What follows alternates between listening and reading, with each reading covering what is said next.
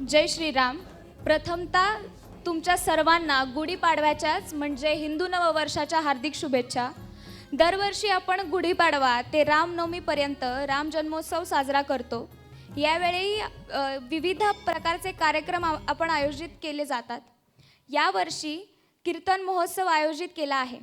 या महोत्सवाचे वैशिष्ट्य म्हणजे कीर्तनाचे विषय स्त्री संत आहे आणि कीर्तनकारही महिला आहेत. अशा या कीर्तन महोत्सवाच्या पहिल्या दिवशी कीर्तनकार कुमारी गौरी खांडेकर यांचा आपण टाळ्या वाजवून स्वागत करूयात.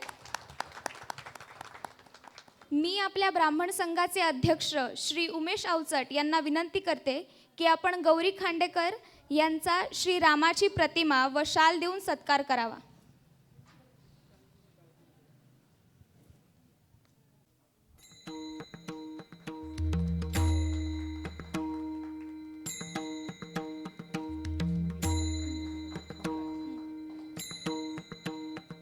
यानंतर श्री नितीन पंडित यांचाही फूल देऊन आपण सत्कार करावा.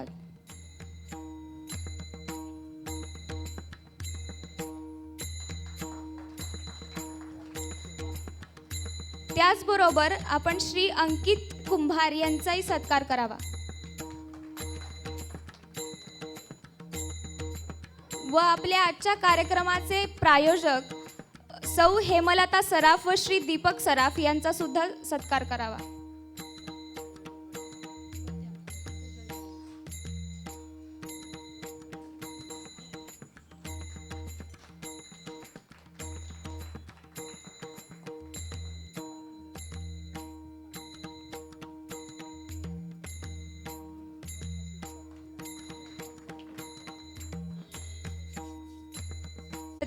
की त्यांनी आजच्या कीर्तनकार यांची ओळख करून द्यावी. नमस्कार. गौरी खांडेकर यांची ओळख मी तुम्हाला करून देते. आजच्या कीर्तनकार हरिभक्त परायण कुमारी गौरी महेश खांडेकर ह्या बाय प्रोफेशन जर सांगायचं झालं तर IT इंजिनियर आहेत. सध्या त्या इन्फोसिस कंपनीमध्ये काम करत आहेत आणि मला असं वाटतं की हीच त्यांच्या बाबतीतली एक वेगळी खासियत आहे. खरं तर डॉक्टर, इंजिनियर, मेडिकल म्हणजे अशा फील्डमध्ये काम करूनही आज त्या धार्मिक क्षेत्रात जे कार्य करत आहेत त्याबद्दल म्हणजे ही गोष्ट खरंच खूप कौतुकास्पद आहे आणि आपल्या सगळ्यांसाठी रादर मला वाटतं की आमच्या पिढीसाठी ही खूप प्रेरणादायी गोष्ट नक्कीच आहे. गौरीताईंचं संगीताचं शिक्षण कैलासवासी श्री सदानंद बुवा केतकर यांच्याकडे झालं होतं. लहानपणापासूनच त्या कीर्तन करत आहेत. त्यांचे कीर्तनाचे गुरु श्रीधर बुवा भागवत, त्याचप्रमाणे गिरगाव ब्राह्मण सभा यांच्यातर्फे युवा कीर्तनकार पुरस्काराने त्या सन्मानित झालेल्या आहेत. नारद मंदिरातर्फे सुद्धा त्यांना अनेक पुरस्कार आत्तापर्यंत मिळाले आहेत आणि त्यांची कीर्तनं संपूर्ण महाराष्ट्रभर होत असतात. कीर्तन करता करता कीर्तन अध्यापनाचं सुद्धा महान कार्य त्या करत आहेत. विश्व हिंदू परिषदेत अंतर्गत दुर्गा वाहिनी संस्थेचा कोकण प्रांत आणि चिंचवली प्रखंडाचा कार्यभाग त्या आत्ता सांभाळत आहेत. त्यानंतरच कीर्तन आणि त्या माध्यमातून तरुणांचं संघटन करणं, त्यांना धार्मिक आणि सामाजिकदृष्ट्या सक्षम हिंदू म्हणून तयार करणं हे उद्दिष्ट डोळ्यासमोर ठेवून गौरीताई अविरतपणे आपलं हे कार्य करत आहेत. सुजन हो वसुधैव कुटुंबकम हीच सनातन संस्कृती सांगत असते आणि ज्या समाजाचे आपण घटक आहोत त्या समाजामध्ये राहून चांगलं समाजकार्य करणं यासाठी मला असं वाटतं की अशा दैवी शक्ती निश्चितपणे पाठीशी असावी लागते, जी गौरीताईंच्या पाठीशी आहे. आणि म्हणूनच एवढं मोठं कार्य त्या इतक्या कमी वयात आत्तापर्यंत करत आलेलं आहे त्यांनी. त्यासाठी म्हणजे ताईंचं खूप कौतुक तर आहेच आहे. आणि मागच्या वर्षीही गौरीताई आपल्याकडे येऊन गेल्या आहेत. कीर्तनाची सेवा त्यांनी इथे दिली होती आणि याही वर्षी आता आपण त्यांची कीर्तन सेवा ऐकणार आहोत. तर मला असं वाटतं आता जास्त वेळ न घालवता मी विनंती करते की पुढचा कार्यक्रम सुरू होईल. ते की त्यांनी आपल्या विषयाला सुरुवात करावी.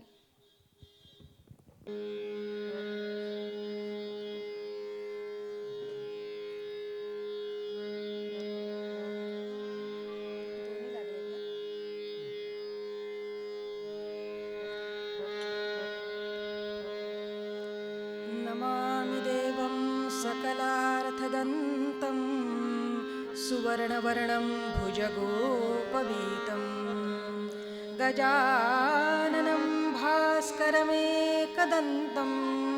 लम्बोदरं वारिभवासनं च या कुन्देन्दुतुषारहारधवला या शुभ्रवस्त्रावृता या वीणावरदण्डमण्डितकरा या श्वेतपद्मासना या ब्रह्माच्युतशङ्करप्रभृतिभिर्देवैः सदा वन्दिता सा मां पातु सरस्वती भगवती निःशेषजाड्यापः। गुरुर्ब्रह्मा गुरुर्विष्णुः गुरुर्देवो महेश्वरः गुरुः साक्षात् परब्रह्म तस्मै श्रीगुरवे नमः। मूकं करोति वाचालं पङ्गुं लङ्घयते गिरिं यत्कृपातमहं वन्दे परमानन्दमाधवम्। आपदामपहर्तारं दातारं सर्वसम्पदां लोकाभिरामं श्रीरामं भूयो भूयो नमाम्यहं। कृष्णाय वासुदेवाय हरये परमात्मने प्रणतक्लेशनाशाय गोविन्दाय नमो नमः। माता रामो मत्पिता रामचन्द्रः स्वामी रामो मत्सखा रामचन्द्रः सर्वस्वं मे रामचन्द्रो दयालुर्नान्यं जाने नैव जाने न जाने हरि जय जय राम।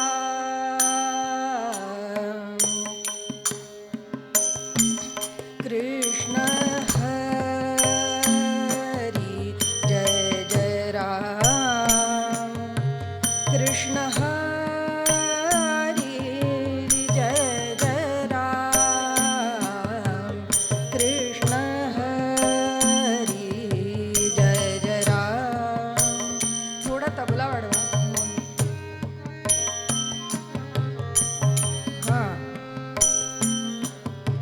कृष्ण हरि जय जय राम। कृष्ण हरि जय जय राम। कृष्ण हरि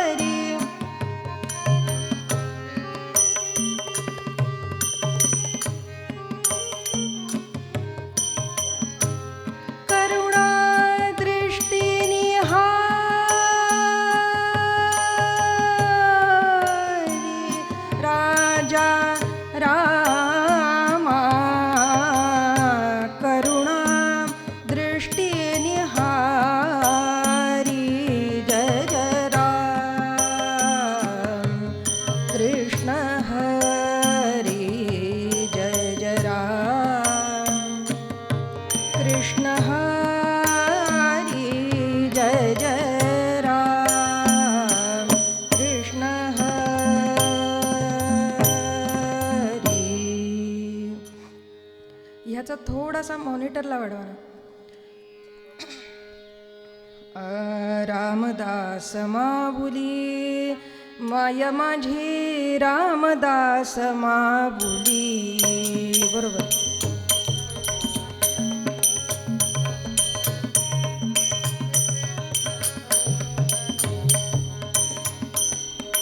रामदास माऊली माय माझी रामदास माऊली. रामदास माऊली माय माझी रामदास माऊली. माय माझी रामदास माऊली. रामदास माऊली माय माझी रामदास माऊली.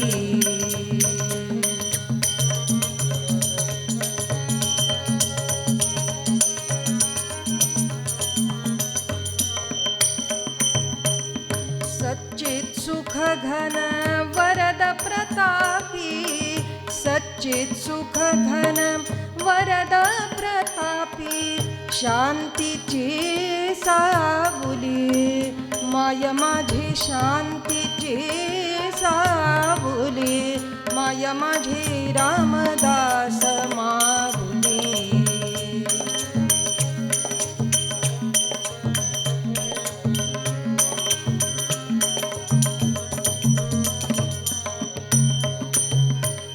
अनन्य जे नर शरण घाले. अनन्य जे नर शरण घाले. अनन्य जे नर शरण घाले.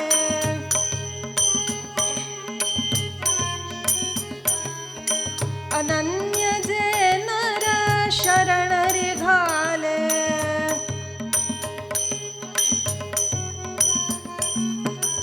अनन्य जे नर शरण घाले.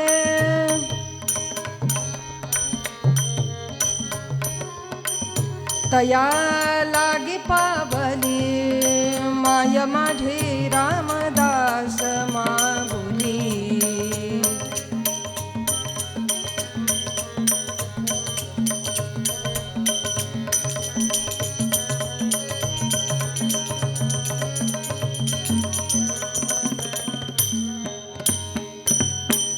केशवी केशव निज सुख सेविता. केशवी केशव निज सुख सेविता. आठविता धावली माय माझी आठविता धावली. माय माझी रामदास माऊली.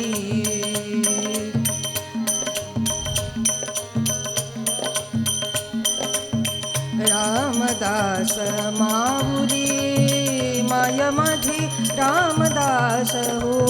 रामदास हो. रामदास माऊली.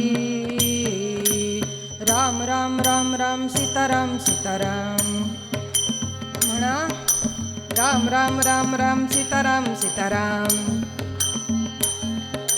राम राम राम सीताराम सीताराम. सगळ्यांचा येऊ दे आवाज. राम राम राम सीताराम सीताराम. राम राम राम सीताराम सीताराम. राम राम राम सीताराम सीताराम. राम राम राम सीताराम सीताराम. राम राम राम सीताराम सीताराम. राम राम राम सीताराम सीताराम. हो हो. राम राम राम राम सीताराम सीताराम ना. राम राम राम राम सीताराम सीताराम. राम राम राम राम सीताराम सीताराम. राम राम राम राम सीताराम सीताराम. राम राम राम राम सीताराम सीताराम. राम राम राम राम सीताराम सीताराम. राम राम राम राम सीताराम सीताराम. राजाधिराज रामचंद्र महाराज की. महारुद्र हनुमान की जय. राष्ट्रगुरु समर्थ राम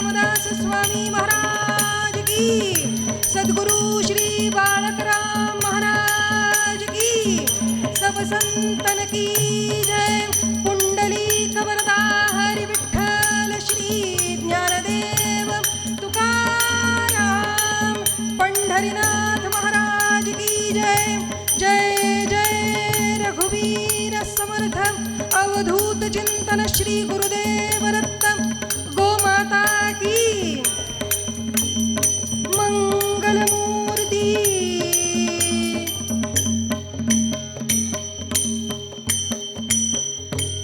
जय जय रघुवीर समर्थ.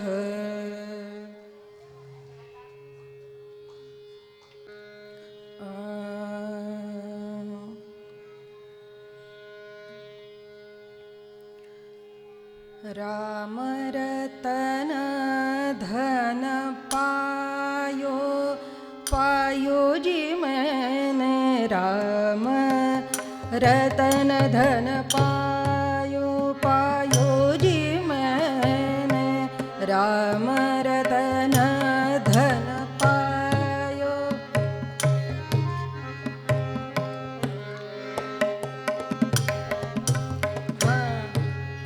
पायो जी मैंने. राम रतन धन पायो पायो जी मैंने. राम रतन धन पायो पायो जी मैंने. राम रतन धन पायो.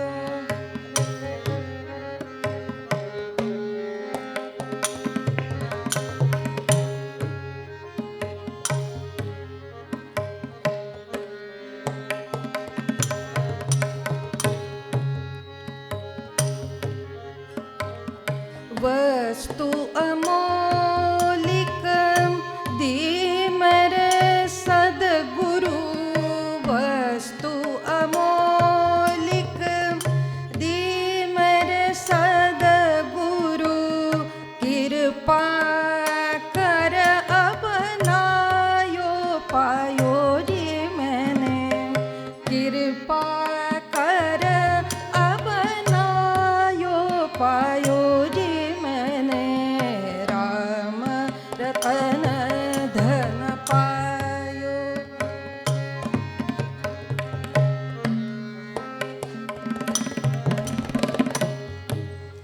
पायो जी मैंने. जन्म जन्म के आ आ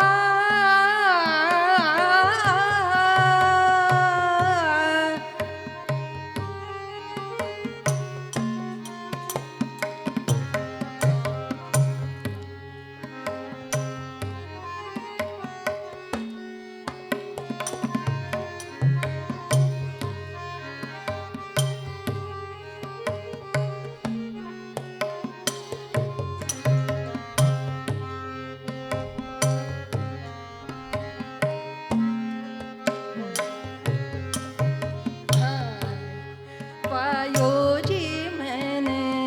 जन्म जन्म के पूंजी पाई.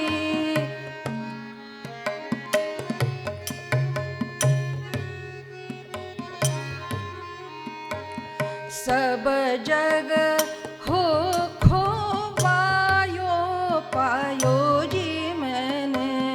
राम रतन धन पायो.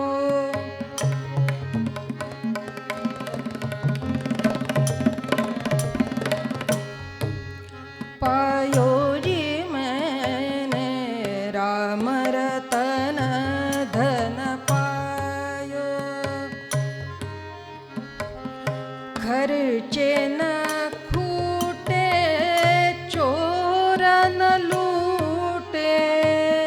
खर्चे न खूटे चोर न लूटे. दिन दिन बढ़त समायो पायो जी मैंने. दिन दिन बढ़त समायो पायो जी मैंने. राम रतन धन पायो.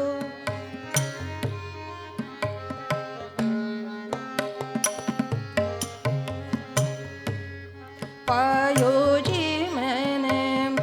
सत की नाव नाव. सत की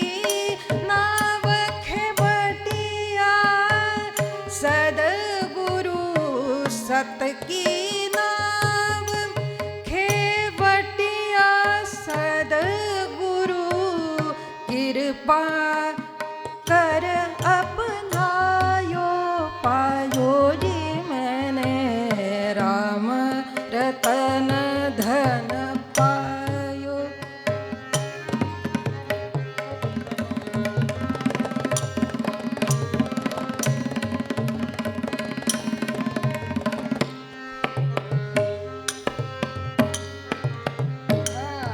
क्या बात है. राम रतन धन धिट धिट धागी तिट कडद तिट धागी तिट कडद तिट कडद तिट धा कडद तिट कडद तिट धा कडद तिट कडद तिट पायो. वाजवा की बुवा अजून धीरे धीरेचा वाजवा एखादा कायदा.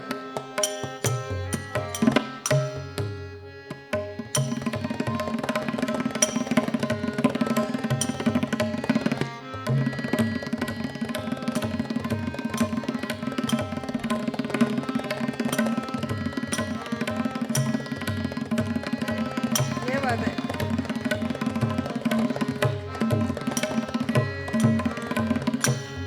बहुत अच्छे. पायो जी मैंने राम रतन धन पायो. पायो जी मैंने मीरा के प्रभु गिरधर नागर. आ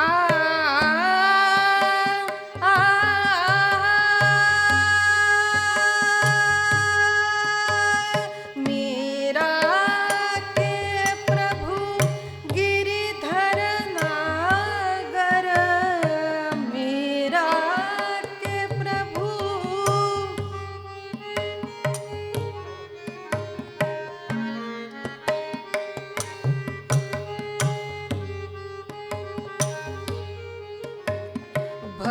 भवसागर तर आयो पायो जी मैंने. भवसागर तर आयो पायो जी मैंने राम रतन धन पायो. पायो जी मैंने परम रतन धन पायो.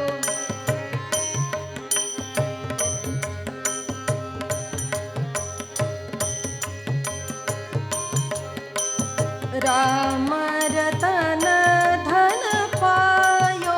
पायो जी मैंने राम रतन धन पायो. पायो जी मैंने राम रतन धन पायो. पायो जी मैंने.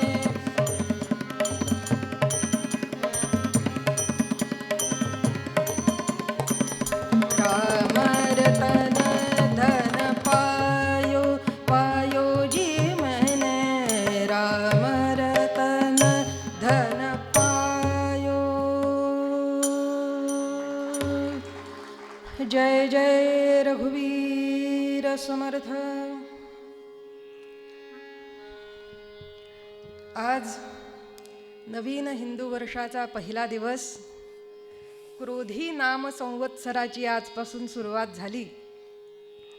बरोबर 1 संवत्सर पूर्वी शोभन नाम संवत्सराच्याही पहिल्याच दिवशी रामरायांनी मला इथं उभं केलं होतं आणि सेवा करवून घेतली. आजही त्याच लढिवाळ भावानं रामासमोर उभे आहे. आणि ह्या संवत्सराची सुरुवात रामरायांसमोर नाम घेताना कीर्तन करताना होते. याचा अत्यंत आनंद होतोय. गेल्या वेळी आपण पाहिलं की 8 दिवस वेगवेगळे संत चिंतनासाठी घेतले होते. आणि त्यावेळी मी संत सेना महाराज आणि संत गोरोबा काका कुंभार यांचं चरित्र मुद्दाम या सेवेसाठी म्हणून अभ्यासलं आणि मांडलं. तसंच यावर्षी सगळ्या स्त्री संत आपण घेतल्या आहेत. त्यातलं पहिलं पुष्प आज संत मीराबाई यांचं आपण पाहणार आहोत. खरोखरीच कीर्तन हे अनादी कालापासून आहे. ही गादी देवर्षी नारदांची. त्या देवर्षी नारदांचं ते आद्य कीर्तनकार, तिथून कीर्तनाची सुरुवात झाली. मुख्य आपल्याकडे 2 व्यासपीठं, एक कीर्तनाची नारद गादी आणि दुसरी व्यास गादी, की जे बसून केलं जातं. प्रवचन, पुराण सांगितलं जातं, शास्त्र विवरण होतं. त्यातलं हे नारद गादीचं जे काही कीर्तन आहे त्याला संगीताचा आधार आहे. आणि मग तिथून पुढे अलीकडच्या काळात वारकरी कीर्तन, मग दासगणू महाराजांची पद्धत, तुकडोजी महाराजांची पद्धत आहे, गाडगे बाबांचं कीर्तन आहे, अनंत प्रकारची कीर्तनाच्या पद्धती आहेत.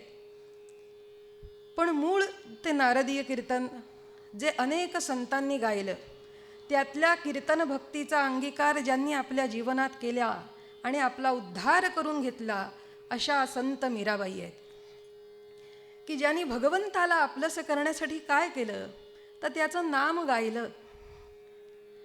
आणि अशी कीर्तन भक्ती इतकी थोर आहे की ज्या कीर्तनाच्या अंगीकारानं, ज्या कीर्तनाचा अवलंब आपल्या जीवनात करून अनेक स्त्री पुरुष संत तरुण गेले, ज्यांच्या जीवनाचा उद्धार झाला, कीर्तनानं झाला. काही जणांचा कीर्तन श्रवणानं झाला, काही जणांचा कीर्तन करता करता झाला. कीर्तनाचा अगाध महिमा, कीर्तने संतोषे परमात्मा, सकळ तीर्थे आणि जगदात्मा, हरी कीर्तनी वसे. असा कीर्तनाचा अगाध महिमा. आणि ह्या 9 ही दिवस कीर्तनांची मेजवानी आपल्या या मंदिरात आयोजित केलेली आहे. खरोखरीच या आयोजकांच्या मागे रामरायांना इतर कोण आहे सांगा बघू. आणि ह्या कीर्तनानं कोणाचा उद्धार होईल, कोणाच्या अंतःकरणात कुठलं भक्तीचं बीज पेरलं जाईल सांगता येत नाही. हे श्रवण साधं सोपं नाही महाराज. खरं तर इथल्या खुर्च्या, हे रस्ते कमी पडले पाहिजेत, इतकी लोक इथं जमली पाहिजेत. कळलं का?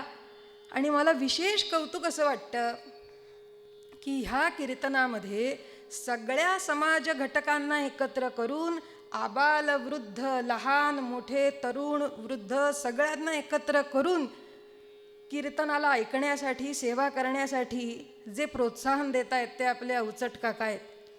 की आम्हाला शाळेत एक धडा होता, त्या धड्याचं नाव होतं सैनिकी रक्त.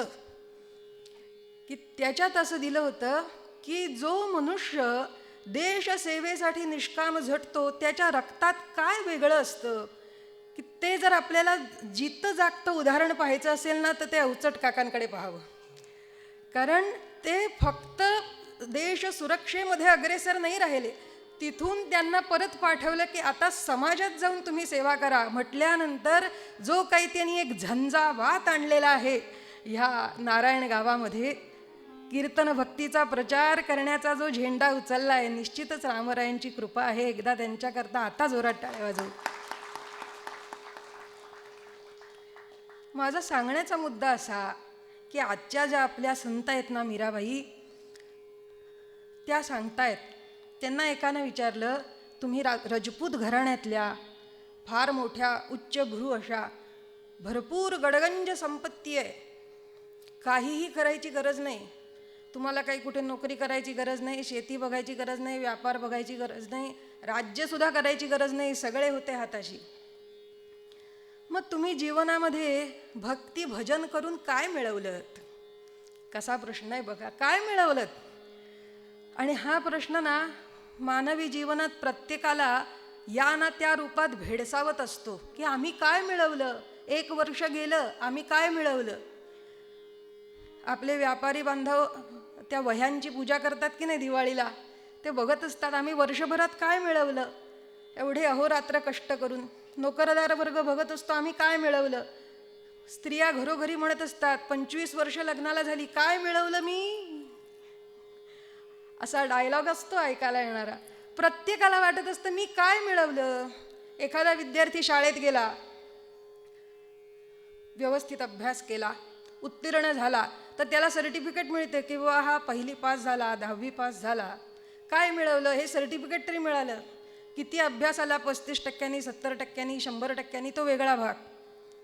मग आता आम्ही मोठे झालो, आम्ही इतकी वर्ष खस्ता खातोय, आम्ही काय मिळवलं, असा प्रत्येकानं जर विचार केला ना, तर एक सर्वसामान्य उत्तर आपल्याला असं दिसतं की ते असं आहे की सामान्य मनुष्य हा आपले जीवनातले 90% प्रयत्न हा संपत्ती मिळवण्यासाठी आणि साठवण्यासाठी करत असतो.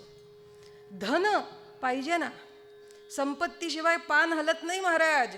घराच्या बाहेर पडलं, साधा तुम्हाला चहा घ्यायचा झाला ना तरी 8, 10, 12 रुपये चहा आहे कोणालाही, सामान्य माणसाला. संपत्तीशिवाय काय आहे का सांगा. हा कार्यक्रम आयोजित करायचा संपत्ती लागते ना, आम्हाला माईक लागतो, लाईट लागतात, सगळं लागतं, काय लागत नाही आपल्याला. आणि हे फुकट कोणी देत नाही. कुठल्याही जीवनातली वस्तू आपल्याला फुकट मिळत नाही. एखाद्या माणसाला जर जेवायचं झालं बाहेर तरी ते जेवणसुद्धा पैसे देऊन आज मिळवावं लागतं. काही करायचं झालं, आम्हाला कुठलीही वस्तू घ्यायची झाली, कीर्तन प्रवचनाने संपत्तीला कधी कमी नाही लेखलं. संपत्ती पाहिजेच. जोडोन या धन उत्तम व्यवहारे, उदास विचारे वेच करी, तुकाराम महाराज सांगतात. प्रपंची पाहिजे सुवर्ण, परमार्थी पंचीकरण. मुलीचं लग्न करायचं झालं की तिच्या हातात 4 बांगड्या, काय मंगळसूत्र, हार, कानातले काहीतरी दागदागिने करून द्यायला पाहिजे की नाही. का मुलगी बरोबर जाताना तत्वज्ञानाची पुस्तकं देणार बरोबर. काय करायचा पैसा, कोणी नाही इथे कोणाचा, हे चालत नाही महाराज. पैसे धन पाहिजेच ना प्रपंच करायचा म्हटल्यावर. जोपर्यंत देह आहे तोपर्यंत देह जगवण्यासाठी आताच्या युगामध्ये काय आवश्यक आहे, धन आवश्यक आहे. धन आवश्यक आहे देह जगवण्यासाठी. मग प्रत्येक विश्वाचं एक ज्याला चलन म्हणतात ते असतं.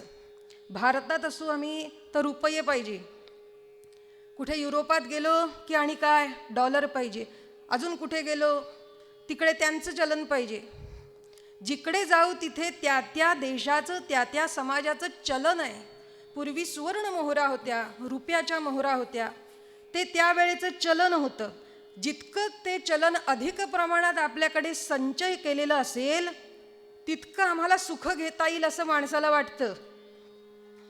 जगी सर्व सुखी असा कोण आहे, विचारी मना तुची शोधून पाहे.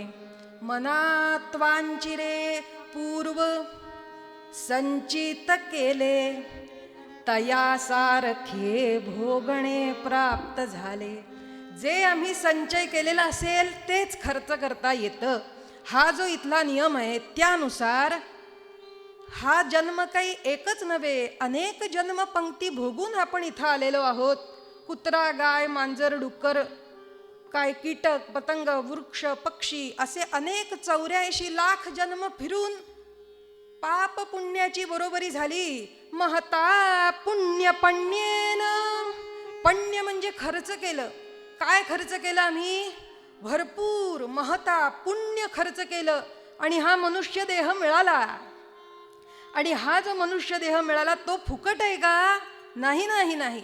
महता पुण्य पण्येन, खूप पुण्य खर्च केलं, अनेक जन्मातलं पुण्य खर्च केलं आणि हा मनुष्य देह मिळाला. आणि ह्या देहात आल्यानंतर आम्ही पुढच्या देहात कुठे जाणार, तर आम्ही जे काही मिळवलेलं असेल त्यावर ठरणार. बरोबर. इथे जे काही आम्ही मिळवू, मग काय मिळवलेलं असेल, पूर्व संचित केले.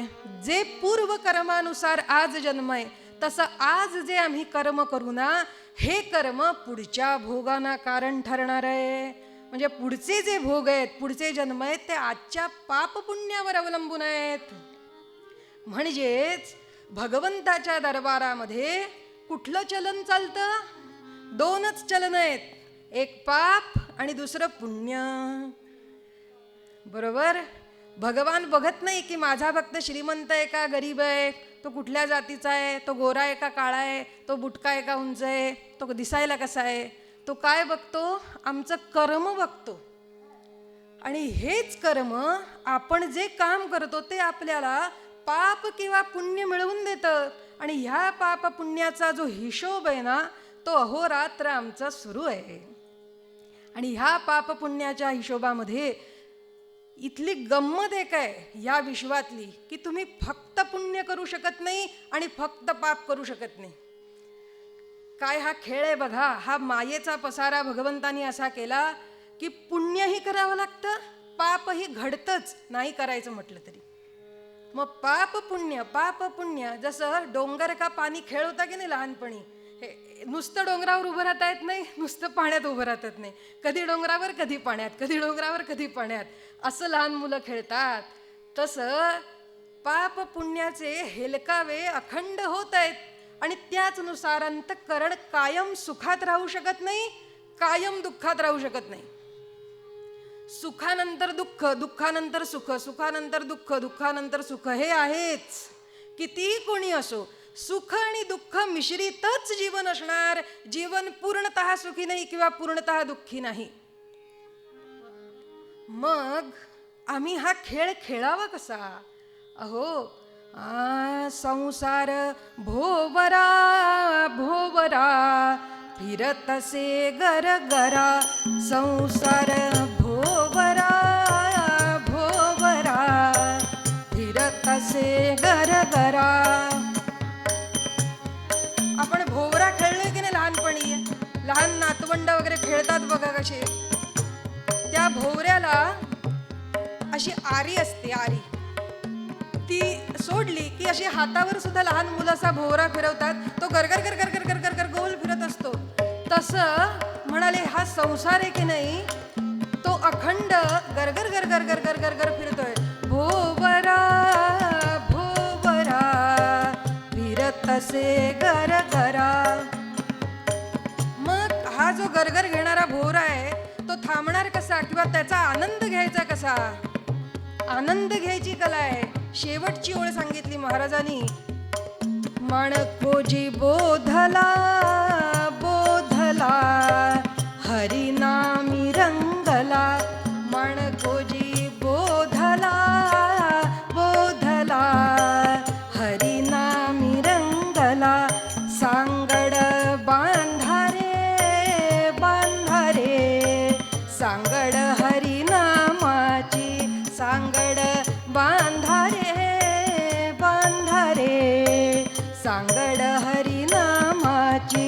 संसार भोवरा भोवरा फिरतसे गरगरा. संसार भोवरा भोवरा फिरतसे गरगरा.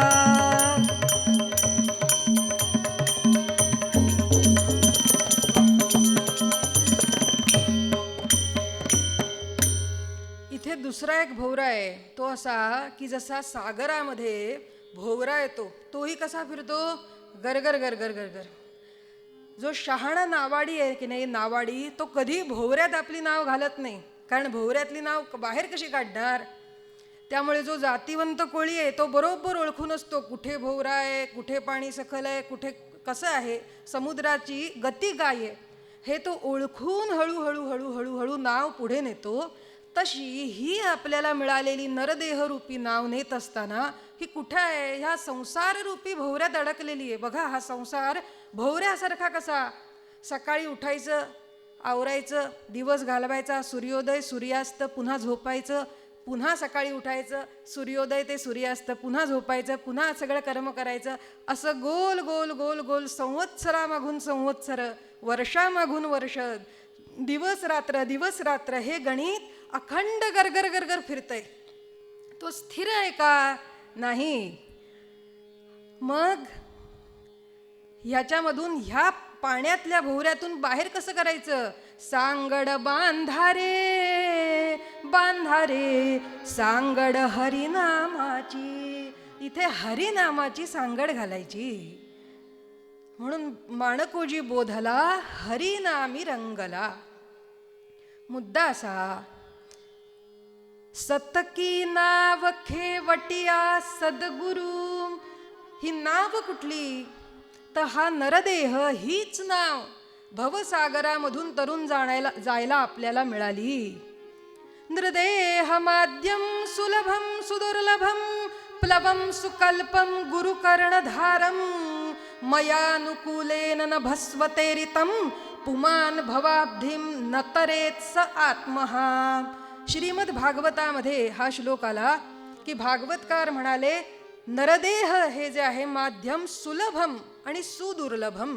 जे सुलभही आहे संसारातून पार व्हायला, आणि ते माध्यम नरदेह मिळणं सुदुर्लभ आहे. नरदेह सोपा नाही.